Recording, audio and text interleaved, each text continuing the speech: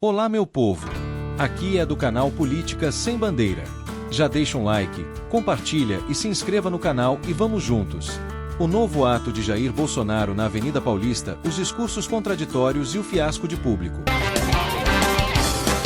Um movimento, mais do que claro, orquestrado pela esquerda. Lula não estava em Brasília. No dia anterior, ele foi para Araraquara, porque sabia o que ia acontecer. Tanto é que as imagens de quase 200 câmeras sumiram. Tudo foi quebrado antes daquelas pessoas que parte estavam no acampamento chegaram. Bolsonaro ainda fez referência ao fato de estar inelegível e afirmou que não precisa ser presidente para liderar.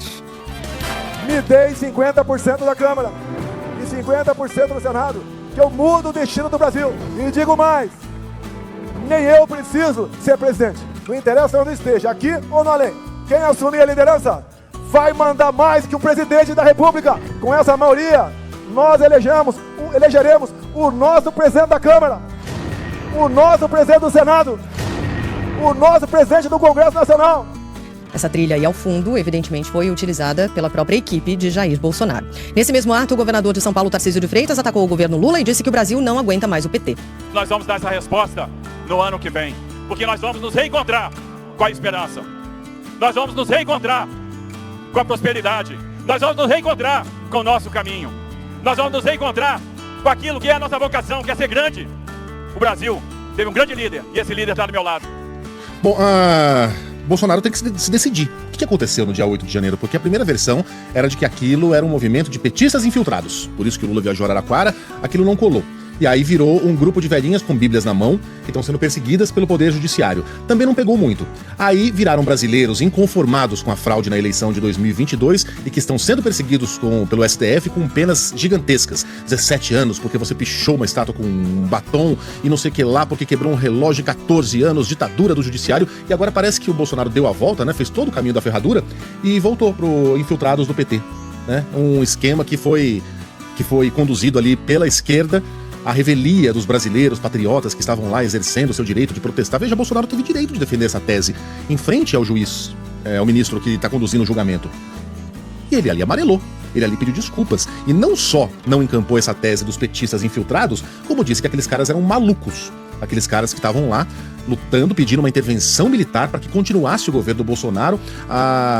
Veja que a lealdade do ex-presidente aos seus apoiadores é tão grande que ele foi lá e definiu esses caras como malucos. Um coelhinho em frente ao ministro Alexandre de Moraes, um leão quando sobe no trio elétrico e não tem que responder, correndo o risco de ser preso a ninguém. Então, o Bolsonaro precisa se decidir. O que aconteceu no dia 8 de janeiro? Foram infiltrados ou foram velhinhas com bíblias? Foram brasileiros inconformados ou foram malucos?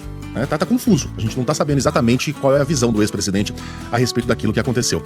Eu já falei aqui em outros movimentos, quando os organizadores defendiam que havia 1 milhão de pessoas, a gente falava que aquilo era um delírio, mas que havia muita gente, 50 mil é bastante gente, 60 mil. Que esse negócio de você ficar contando público e achar que isso é a manchete, só vale quando tem muita gente, quando tem realmente 600 mil pessoas na Paulista, em Copacabana, lá no Pirulito de BH, ou é um fiasco absoluto. Aí o público é relevante. Né? Eu falei isso em todas as demais ocasiões. Chegou o dia em que temos um fiasco. Foram 12 mil pessoas. A imagem aérea mostra um pequenino grupo de pessoas acompanhando essa esparrela toda, essa bobajada toda aí, dita por Bolsonaro e pelos seus apoiadores. Aparentemente, isso é uma boa notícia. O brasileiro está se cansando desse papo furado de anistia das velhas. Aliás, está se cansando dessa contradição infinita, né?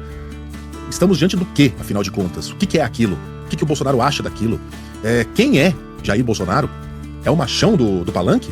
É o coelhinho do STF?